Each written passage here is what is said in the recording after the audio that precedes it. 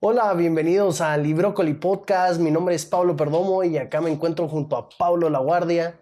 El día de hoy vamos a hablar de la biografía de Da Vinci.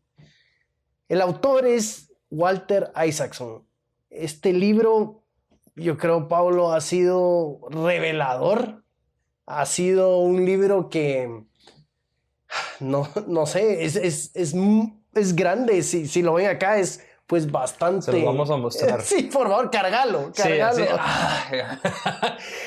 sí, es un poco gruesito, pero tiene imágenes muy bonitas, ¿ah? O sea, sí vale la pena. Aquí hay algunas imágenes y demás. Es revelador, te lo digo porque, pues, yo sabía bastante, no sabía bastante de Da Vinci, eran generalidades. Y acá, por supuesto, un tomo de este tamaño te lleva al detalle y muy a fondo. Y si querés, comencemos hablando un poco del autor. Sí, totalmente, pero me gustaría hacer un paréntesis. Por favor.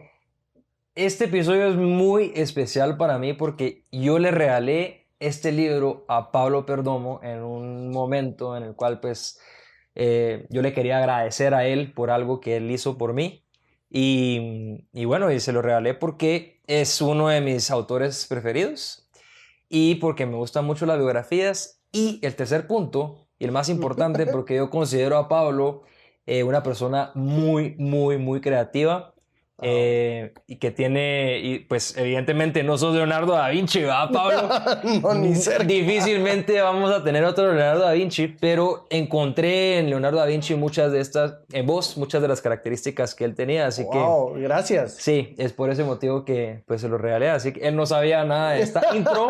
Qué buena onda. Pero y yo ahí... creo que te lo agradecí en la manera en cómo lo leí. Sí. Y en el corto tiempo que lo leí. Pablo, está muy difícil de leer. Voy a hacer como que... ¿Cómo de una manera militar. Ajá, okay. Así como, voy a leer 5 páginas acá, 5 minutos, algo así. No, la verdad con el cronómetro. No, fíjate que yo dije, bueno, es muy grande y la verdad que sí lo quiero leer. Es uno de los personajes más importantes de la historia. Como es tan grande, puede ser abrumador e intimidante. Entonces yo vine, pues conté las páginas, no sé cuántas son. No sé, no recuerdo. 3,000, digamos. No creo. Entonces yo dije, bueno, lo quiero leer en 2 meses y dividí los días. Y bueno, 20, yo qué sé, 30 páginas al día. Bueno, me voy a echar 30 páginas al día. ¿Y a qué horas? Bueno, todos los días de 7:30 a 8:30 me voy a leer este libro. Así termino en 2 meses. Y si no, pues no voy a tener la constancia. Entonces me lo propuse y me lo terminé y por eso te llamé, mira, ya lo terminé y me gustó. Esa es una nueva forma de leer y hacer un cuenta bastante innovadora en la cual pues se pone ahí un pace para que... No, buenísimo. Pero bueno, terminada esta introducción, este paréntesis, sin duda alguna tenemos que hablar de Walter Isaacson para entender un poquito por qué Leonardo da Vinci. Yo creo que Walter, como es mi amigo Walter. Él ha contribuido bastante al mundo moderno en tomarse el reto de crear tantas biografías tan complejas. Él hizo la de Leonardo, la de Steve Jobs, la de Kissinger, la de Benjamin Franklin, que son... La de Einstein, correcto. Buenísima también. Bueno, esa no me la he echado, pero son personajes que han marcado la historia.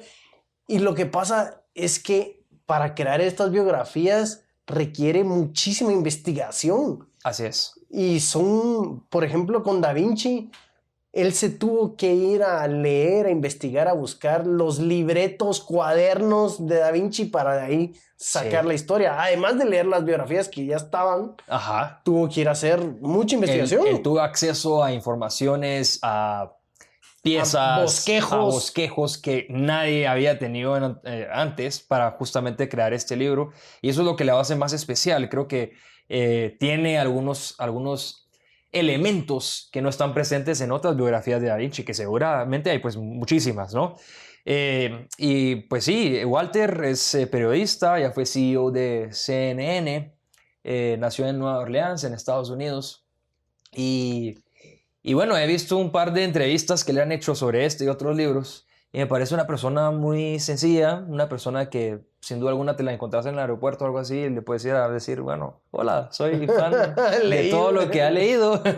Sí, y yo pues ya tuve la dicha de leer casi todos sus libros, tal vez me deben hacer falta algunos, pero tiene una forma de escribir que por lo menos en mi caso, te mantiene amarrado al libro, ¿sí? O sea, no es simplemente relatando cómo fue la vida de una persona, sino que hace digamos, algunos links, algunos enlaces con otras cosas que también son interesantes, ¿no? En el caso específico de este libro, no sé si te parece, hay una frase en específico que me gustaría compartirles, que dice así, esto fue Walter Isaacson, hablando sobre este libro, ¿no? Y dice, me embarqué en este libro porque Leonardo da Vinci es el ejemplo definitivo del tema principal de mis biografías anteriores. Y esto está hablando de Benjamin Franklin, de Steve Jobs, de Einstein, ¿sí?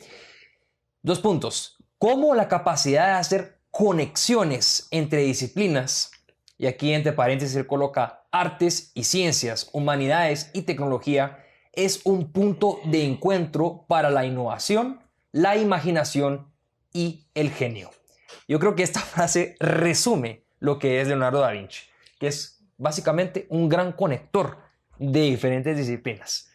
Y ahí está la magia, y magia de muchos inventores, creadores, es cuando te especializas, y ahí sí que él tuvo la habilidad de especializarse en diferentes ramas, y cómo estas ramas hacen sexo entre ellas, cómo estas ramas sí se mezclan, porque Da Vinci era pintor, escultor, urbanista, ingeniero, inventor, arquitecto. Entonces, seguro, pues él tuvo el tiempo y la habilidad de extrapolar conocimiento de todas estas ramas y especialidades, unirlas, hacer paralelismos. Tal vez él se hizo mejor arquitecto porque era pintor. Tal vez él se hizo mejor urbanista porque él era ingeniero. Uh-huh. Sin duda alguna, no. Exactamente es ahí donde nace esta genialidad de Leonardo da Vinci. Y evidentemente como persona, como personaje de esta gran historia, él tiene algunas características bien interesantes, ¿sí? La primera de ellas, que se cita al inicio del libro, era que pues, él comenzó como un aprendiz, ¿sí? Normalmente cuando hablamos de Leonardo da Vinci pensamos que, bueno, es una persona que nació genia, ya, ¿sí? Que tuvo ya desde sus primeros días de vida la genialidad de crear grandes cosas. No, él fue un aprendiz, número 1. Número 2, que era una persona muy bien parecida, era una persona bella, ¿sí? Que llamaba la atención por su aspecto físico, ¿sí? Y la tercera, creo que también es importante, tenía un cierto grado de rebeldía y procrastinación. ¿Existe esa palabra? Sí, procrastinación. Sí. Él procrastinaba mucho, ¿sí? Muchas de las obras de Leonardo da Vinci nunca fueron terminadas porque él simplemente pasaba de una cosa a la otra como si nada hubiera pasado. Y con eso que dices, la variable tiempo, la del templo, el tiempo que proviene de los templos. No, la variable tiempo, porque una frase que él dijo que me marcó mucho es, yo no sé por qué las personas se impresionan por lo que hago, por lo que he creado. Si las personas supieran cuánto tiempo he invertido en cada cosa, dirían, no les parecería tan sorprendente. Totalmente. Y tal vez sí procrastinaba, pero yo creo que muchas veces yo he jugado mucho con ese término, la palabra procrastinación. Uh-huh. Y hay autores que hablan de esta palabra, cómo puedes procrastinar de una manera efectiva. Okay. Y yo creo que él lo hacía.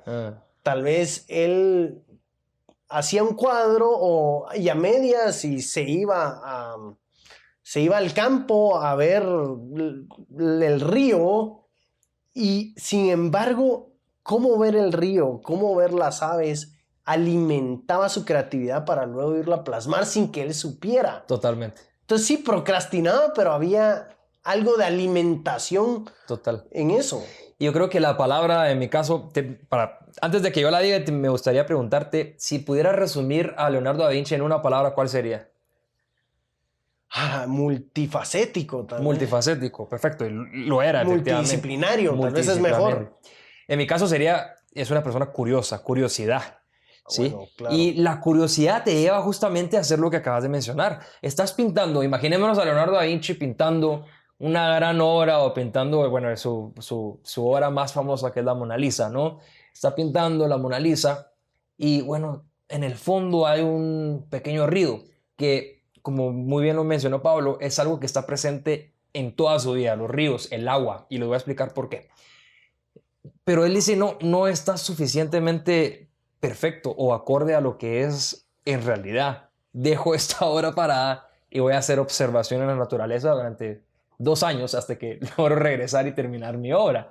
Entonces, o alguien más la termina por mí. Él también no era un artista, el típico artista de que esto es mío y yo lo voy a hacer y va a tener mi nombre abajo. No, había un conjunto de personas que alimentaban también la obra de Da Vinci con sus propios toques. Es muy interesante la forma en que él trabajaba. Regresando al agua, ¿recuerdas algún episodio específico del agua que te haya llamado la atención?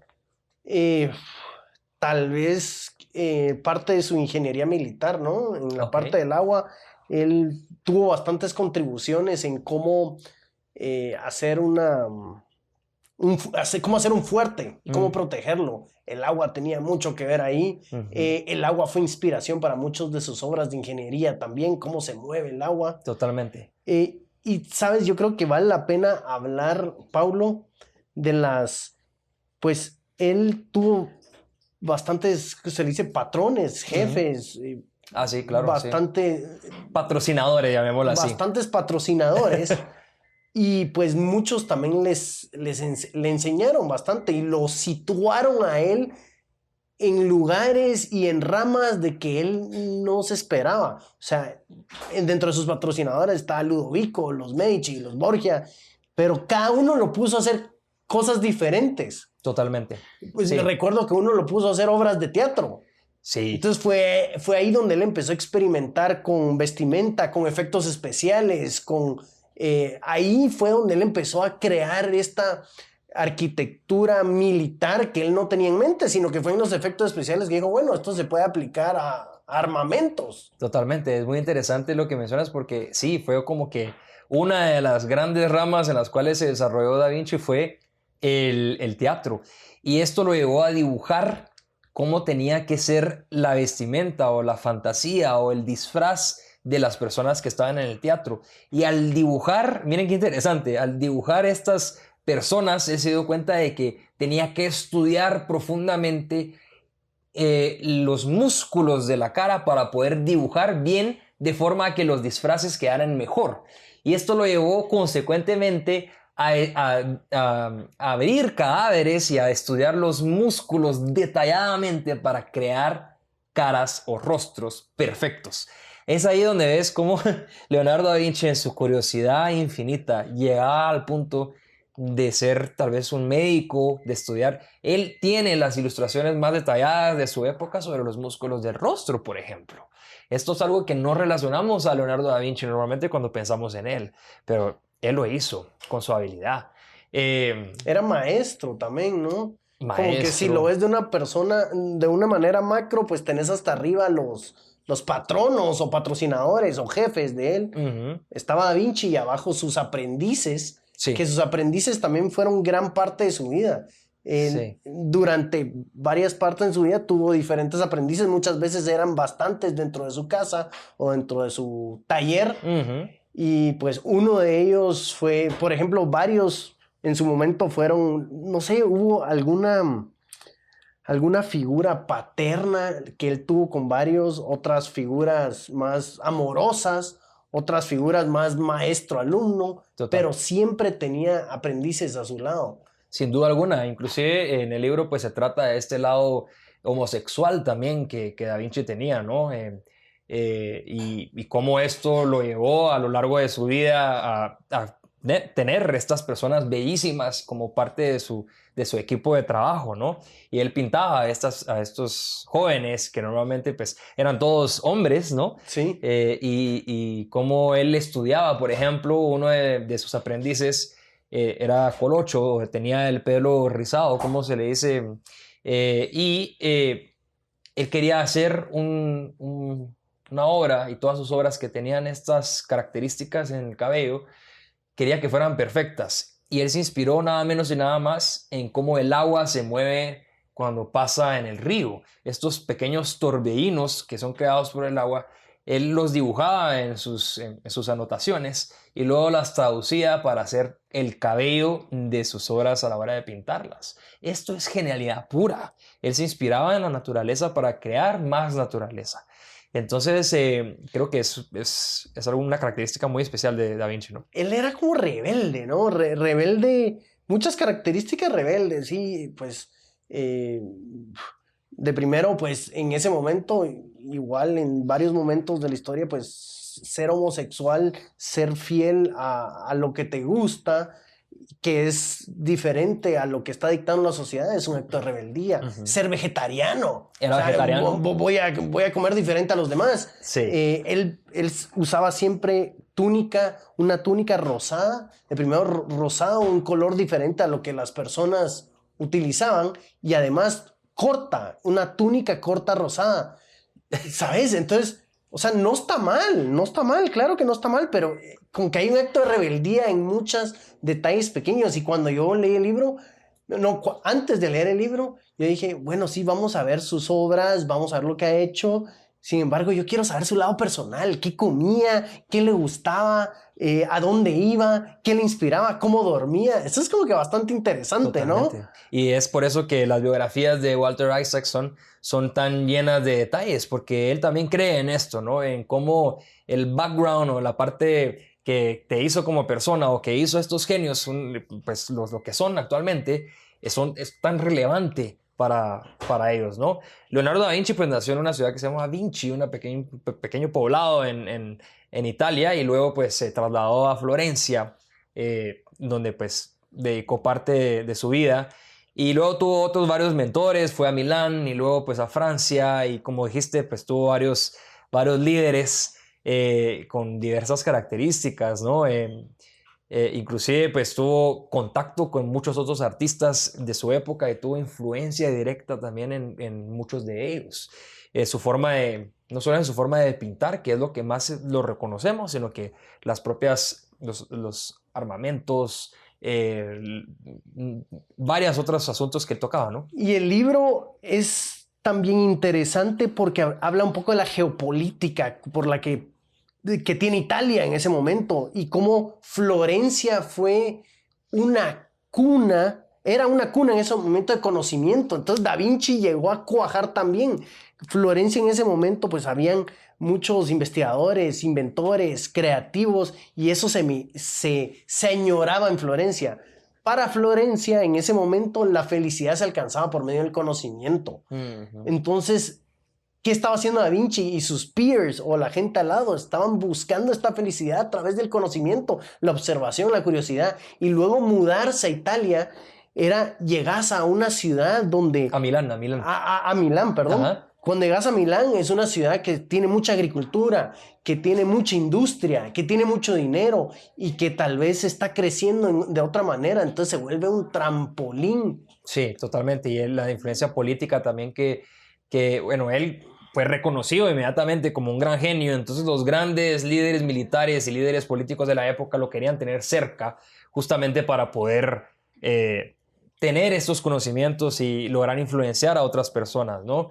Por ejemplo, esta familia italiana, los Medici,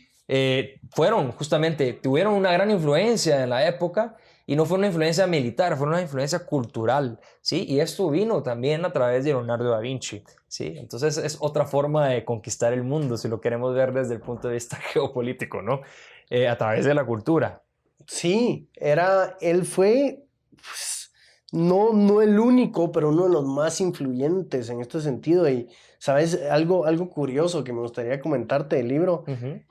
Él escribía aplicaciones, ¿no? Si él quería irse, por ejemplo, para Milán o a otra ciudad, o trabajar con un patrón o una familia real, noble, pues escribía cartas.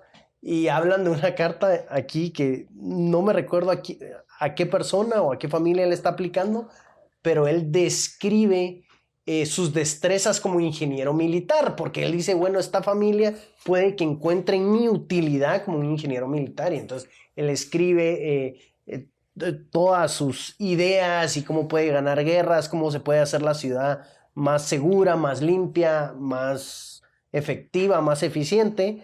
Entonces él describe un gran párrafo. Y por último, él pone como que, y de paso, también soy pintor. Pero como 2 oraciones, ¿no? De paso soy pintor y me gusta pintar cuerpos. Totalmente. Como algo así tan pequeño, Sí.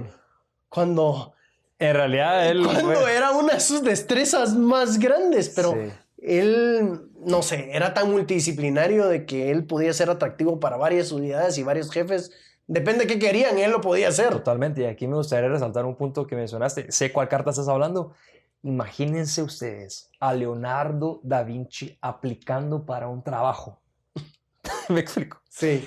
Leonardo da Vinci tenía que escribir una carta para que las familias o los patrones que quería seguir pues lo aceptaran y le pagaran un salario, ¿no? Al final, evidentemente, lo que Leonardo quería era seguir creando. Me recuerdo muy bien él tenía una obsesión muy grande para hacer que el círculo fuera del mismo tamaño que un cuadrado. Y existen grandes extensiones de sus anotaciones que él intentaba hacer esto, ¿no? El área del cuadrado ser igual al área de un círculo. Evidentemente se sabe que esto no es posible porque pi es un número pues, infinito, pero él siempre lo intentó hacer y hay una demostración muy clara de esto que es el hombre de Vitruvio. No sé si lo has visto o lo han visto ustedes, es esta imagen que también se representa muy bien y se relaciona con Da Vinci, que es el hombre que está justamente para delimitar las extensiones de las partes del cuerpo de una persona, de un ser humano, ¿no? En este episodio, en esta parte del libro, pues se cita justamente cómo él con sus compañeros de esa época, grandes también artistas, intentaron ilustrar a este hombre de Vitruvio de la mejor forma posible. Y se muestran algunas de las imágenes de los otros artistas. Cuando se comparan estas imágenes o estas ilustraciones con la de Leonardo da Vinci, nos damos cuenta que Leonardo da Vinci estaba en otro nivel, ¿sí? Él logró, y si lo ven nuevamente la imagen, ven el círculo, ven un cuadrado, lo colocó de una forma específica para que las proporciones fueran ideales. Y lo más interesante de todo es de que no es solamente una ilustración técnica para definir proporciones humanas, es una obra de arte. Si uno se pone a analizar claramente los detalles de este dibujo, vemos en el rostro que es un autorretrato de Da Vinci. Él se autorretrató en el hombre de Vitruvio y es una pieza bellísima que relacionamos mucho también con Da Vinci. Es interesante también saber de dónde sacó Da Vinci tanta energía, ¿no? ¿Qué lo movía? ¿Qué drivers tenía? Pues claro, como me dijiste, él es curioso, él es Sí. una persona observadora, una persona que experimenta mucho. Tenía pues también sus cosas malas, como habla de que, pues cosas malas, según el autor, que era muy perfeccionista, de que no tenía disciplina, que procrastinaba, pero al mismo tiempo la procrastinación fue buena. Pero regresando a lo que quería decir de los drivers, él era un hijo ilegítimo. Sí, es verdad. Él era un hijo ilegítimo. Y eso creo que le afectó mucho y lo persiguió toda su vida, el ser ilegítimo. Y no sé si dirías vos, esto es una teoría mía, que la fuerza, la energía que él tuvo para crear tanto, que eso era un inventor, al final un creador, era tratando de probar su legitimidad todo el tiempo, ¿sabes? Como... Sí, si lo quieres ver desde el lado de psicoanálisis y Sí. Freud y todo, para los psicólogos que nos están viendo y escuchando, puede ser, ¿ah? ¿No crees Puede que eso ser. fue uno de sus motores? Puede ser, yo creo que es un conjunto de cosas, inclusive esa rebeldía la pudo haber sacado de ahí, esto que pues él salió del closet y pues de forma muy explícita en aquella época no se declaró homosexual, pero era una declaración silenciosa, llamémosla así. No sé, el hecho que procrastinaba independientemente de quién fuera la persona que le estaba pagando, él, no la terminé, lo siento, y ya, y se quedaba años sin hacer, y nadie le decía nada, porque era simplemente Leonardo da Vinci, ¿sí? Entonces, hay un tema psicológico sin duda alguno, que no sé, puede ser que sea el driver de Leonardo en este caso. Tienes razón, no lo había analizado. Otra estructura interesante es la estructura comercial atrás del arte en ese tiempo. Porque, claro, él pintaba y él hacía sus obras, pero él tenía managers comerciales, por así decirlo. Ajá. Él no salía a la plaza a vender sus obras. No. Él no iba a tocar puertas a decir, mira, tengo estas nuevas obras, sino que habían managers, habían personas, managers, claro, es un término moderno, pero tenía un representante comercial, por así decirlo, que hoy en día no todos lo tienen. Eso pues me pareció interesante a mí, cómo se manejaba la economía del arte. Es que yo creo que llega un punto en tu vida, y bueno, en esa época, en Italia principalmente, en Europa de forma general, esto era como si fuera agua hirviendo, ¿no? El arte era algo fundamental en la cultura, se hablaba de arte, los grandes líderes militares y políticos tenían que tener el arte claro y se hacían retratos de ellos mismos. Entonces, los artistas tenían una posición social, llamémoslo así, muchísimo más relevante y consecuentemente existía un contexto que les facilitaba como que fluir y escoger qué es lo que ellos querían hacer. Lo cual me encantaría que pasara nuevamente, ¿no? Yo creo que tenemos muchísimos artistas en el mundo, independientemente de dónde nos estén viendo.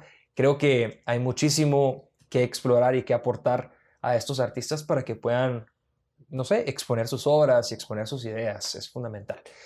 Y bueno, y me gustaría ir cerrando ya este episodio, Pablo, con cómo Leonardo da Vinci finalizó su vida. Y esto es muy interesante, es una idea final que como muy clara para nosotros, ¿no? Al final, Isaacson nos dice, bueno, sí, el último día que Leonardo da Vinci escribió, él estaba en su mesa, escribiendo sobre algún asunto científico que le interesaba, como los muchos que hemos citado, el agua, los cabellos, los músculos de la cara, el arte. Y al final, las últimas palabras de Leonardo da Vinci en esta carta fueron, bueno, he terminado aquí porque la sopa se está enfriando. Punto. Estas fueron las últimas palabras de Da Vinci escritas en sus cuadernos. Horas después, él murió en brazos de líder político en esa época, no me recuerdo quién era, y así finalizó la vida de este gran genio, tal vez desde mi punto de vista el mayor genio que hemos tenido en la historia de la humanidad. ¿Recomiendas el libro, Pablo? Totalmente lo recomiendo. Yo creo que nos quedamos cortos, hay muchísimo que hablar porque es un libro así de grande, de una persona tan admirada. Yo me quedo con que hay que buscar estas intersecciones entre las ciencias, entre la ciencia y la parte humana, la parte del arte, la parte de literatura y la ciencia. Buscar estas intersecciones y aprender por placer, como él lo hacía. Entonces lo recomiendo a 100. Súper, yo también súper lo recomiendo. Léanlo a detalle, disfrútenselo y sean curiosos. Muchas gracias por acompañarnos en este episodio. Nos vemos en el siguiente episodio que va a estar súper interesante también. Hasta luego. Hasta luego. Librócoli Podcast.